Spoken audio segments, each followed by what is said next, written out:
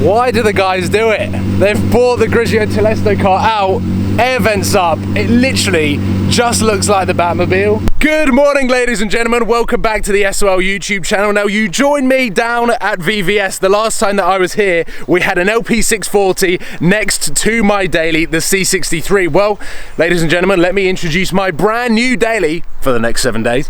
The 2018 Bentley Continental GT W12 6-litre, and it looks beautiful. From the front, it has got a much wider, swept, lower, more sportier stance. I will be making a lot more content on that car. I'm not gonna lie, I am now as impatient as you guys for a supercar on Supercars of London. When I announced that I was gonna be selling the Hurricane, it was all to try and get myself on the property ladder. A sensible decision that I thought would take a couple of months, and then I could jump straight back into things, jump into a supercar and get cracking on those road trips. Well, ladies and gentlemen, I've now been in the property for around 3 or 4 months, and things have not leveled out how I was expecting them to do so. So whilst I've announced the Murcielago LP640 Hunt, and I've been spending a lot of time down with these guys at VVS UK, I still feel like I'm not 100% ready, both as a person, but also financially, which is quite a fundamental part to owning a car like that. So the reason that I'm down at VVS was that I sent out a tweet last week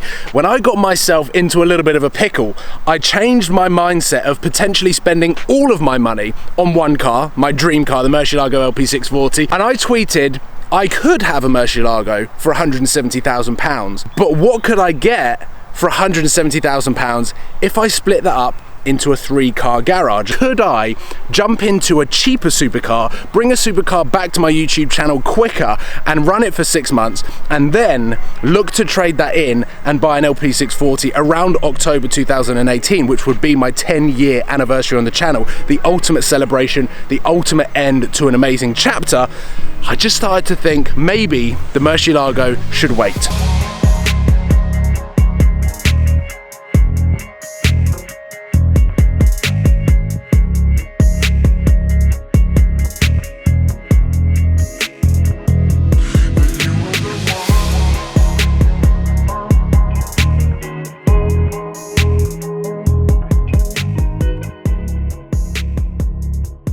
Here we are inside the showroom of dreams. I've started up at this end, of course I have, because this is the Murcielago LP670-4 SV. VVS have got 3 of them. They've got one in Grigio Telesto. They've got one in the Giallo Midas, I think it's a triple layer yellow. And they've also got one in this crazy ambulance yellow type paint. Now, I want to start at this end because I see a lot of tweets, I see a lot of comments, I see a lot of Instagrams about saying, should I or would I save up and have a Murcielago SV rather than an LP640. Now, to me, the LP640 was the car that I grew up filming. It was the car that I fell in love with, and in fact, might be a little bit controversial, but I prefer the front bumper on the LP640 to the LP670 SV. Now, I know that this is a much better car, but I mean, look, that one, £280,000. This one, £380,000. How much is this one here? £500,000. That puts into perspective how crazy the prices of Murcielagos are going. This car is £500,000. The difference between that yellow one over there at 280, that's nearly double the price for the same car, but obviously this is going to have a crazy low mileage, 600 or 500 miles, is that right? Yeah, this car has got 600 miles on the clock, so it is basically brand new out of the Lamborghini factory. But let's work our way down. This is an LP640 with a crazy body kit. This is the car that I drove, left-hand drive, so it's slightly cheaper than right-hand drive cars. And because right-hand drive cars and left-hand drive cars are now rare, especially in the UK supplied right-hand drive cars are very hard to come by. This orange car here is exactly that. It is a UK car, and it is around £220,000 for an LP640. What we have here is a 6.2 litre Murcielago, £140,000, right-hand drive. So this car was an early Murcielago VT. This was the first and original Murcielago, 6.2 litre, and then you move on to the LP640. So this is the difference in visuals between an LP640 and a standard Murcielago. A lot of people get confused by these two cars, but this has got a slightly revised body kit. It has got the all-important 6.5 litre V12, which sounds a lot better than the 6.2, but there were a lot of improvements in with the gearbox as well as the dynamics of the car, making it a much better car to drive, which isn't the reason why I love this car, but it just adds to the experience. So the Murcielago, I don't think I've driven one of these. I don't think I've driven one, but it'll be quite interesting to do a back-to-back test. Now, a lot of you may think that the main reason for this trip is to fall in love with a Grigio Telesto LP640 that I've been tagged in so many times that I think my entire notification feed on Twitter is this car, because VVS have taken this car back into stock. It is a Grigio Telesto LP640 with Reventon style seats. Now Neil, the last time that I went out in a car with him, he mentioned that this car was coming back into stock. It is near on in my perfect spec. I'm not completely fussed by the race seats. They're about £17,000 optional extra from factory. It has got the Murcielago Roadster wheels, and it hasn't actually got the LP640 wheels on. They are the Hercules wheels rather than the Hemera wheels, and it doesn't have yellow brake calipers, but that's pretty close into what I want to have on my drive at some point in 2018. This is a Mark 1 Gallardo Superleggera, a car that I don't think I've ever driven. I've been a passenger in and absolutely love it. I almost think that the LP640 sits a little bit above the Superleggera, but I grew up filming this car in London as well.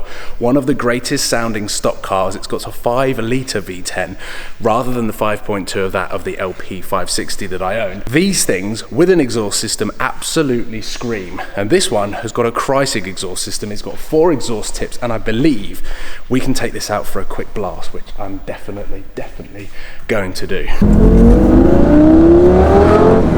Oh, this is going to sound like a Formula 1 car. 5 litres, that's how. Yeah, the 5.2 really barks, the 5 litre sings. This is why I really wanted to drive a first generation Gallardo, because it could be the car that I can jump in and out of for 6 months and probably not lose much money. They've done most of their depreciation. They're starting on the way up, so yeah, you know, they're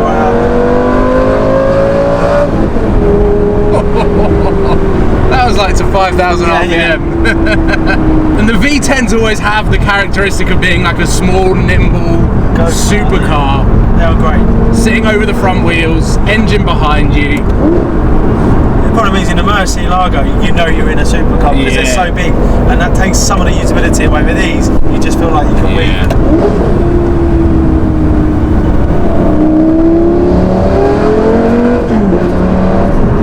I just wanted to experience this car to see whether it put a smile on my face, which it has done that immediately.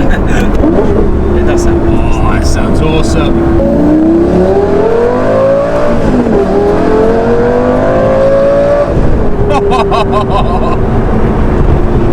Right, ladies and gentlemen, let's get down to the nitty gritty. The main part of this video as I walk towards a Lamborghini LP560-4 for £108,000. It is done 8,000 miles on the clock. Now, if we take into consideration 2 years ago when I picked up an LP560-4 Bicolore edition, I paid £107,000 for that. They haven't gone down in value whatsoever. This could be a perfect summer supercar that I could get in and out of without losing too much money.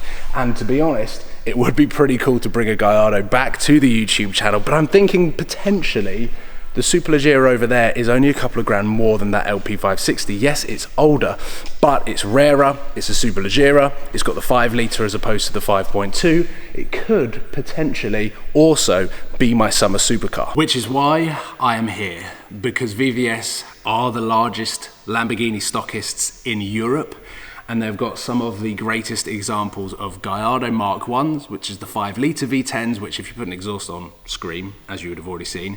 The LP560s, which have got the 5.2 litre V10, they've also got LP550-2s, meaning that they are the rear-wheel drive production versions of the Balboni. So Balboni, they did 250 variants of the LP550-2, but then they actually rolled them into production. So there are out there normal-looking Gallardos that are LP550-2. They've got a couple through that door there, which I'm definitely going to go and check out, but I feel like let's drive an LP560 and see whether the Lamborghini Gallardo is the car that I want to bring back to Supercars of London. Why do the guys do it? They've bought the Grigio Telesto car out, air vents up, it literally just looks like the Batmobile.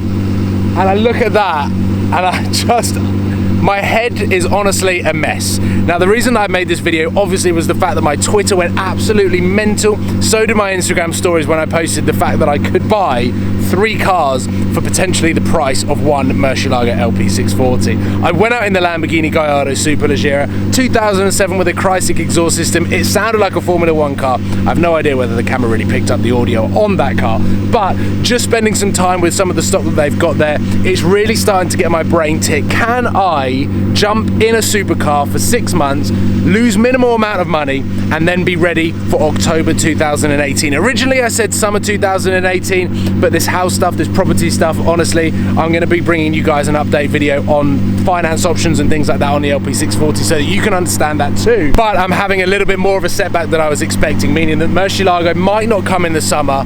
Could I get a summer supercar and then bring a Murcielago LP640 to the channel for the 10-year anniversary as a completion to my ultimate dream of owning one of these cars 10 years after starting a Supercars London YouTube channel? Hopefully you've enjoyed this video and a bit of an insight into what my brain is thinking at the moment. I'm an absolute mess and I have no idea what to do, so please comment below on what I should do. Should I buy a Gallardo? Should I buy an R8? Or should I wait 4, 5, 6 months or so and then just jump into one of these? Well, because I'll eventually end up in one of these. I will have one of these by the end of 2018, but I just need to know what you guys think. So ladies and gentlemen, thank you very much for watching. Please give this video a thumbs up and subscribe if you haven't already. I'm just going to spend the next couple of days or so just staring at this because it's a really, really special car. Take care guys, I'll see you soon. Goodbye.